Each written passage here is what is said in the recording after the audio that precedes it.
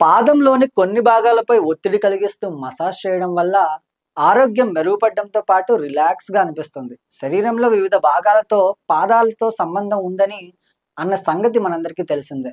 నిద్రకు ముందు నూనెతో పాదాలకు మర్దన చేయడం వల్ల ఎన్నో ఆరోగ్య ప్రయోజనాలను పొందే వీలుంది. నూనెతో పాదాలకు మర్దన చేయడానికి ఆయుర్వేదంలో పాద అభ్యంగనం అంటారు. ఇలా పాదాలకు మర్దన చేయడం వల్ల శక్తి ప్రభావం రూపొందుకొని శరీరంలో వాత, పిత్త, కఫ దోషాలు సంతులితమవుతాయి. పాదమర్దన కోసం నువ్వుల నూనె, ఆవు నూనె, కొబ్బరి నూనె, బాదాం నూనెలను వాడుకోవచ్చు.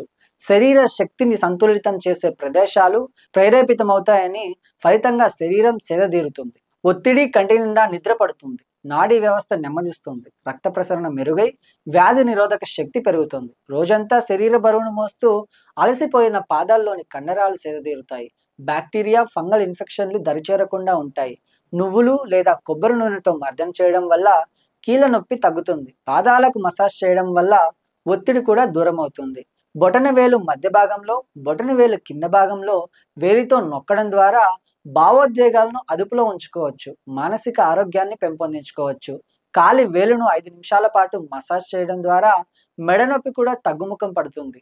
అరికాలు వంపు తిరిగిన ప్రదేశంలో ఉన్న పాయింట్‌పై బొటనవేలితో నొక్కుతూ బలంగా ఊపిరి తీసుకోవాలి. తద్వారా నెమ్మదిగా వేలిని తీసేసి శ్వాస వదలాలి. ఇలా రెండో పాదానికి కూడా చేయాలి. వారంలో 2 సార్లు చొప్పున ఇలా చేస్తే రక్తపోటు అదుపులో ఉంటుంది.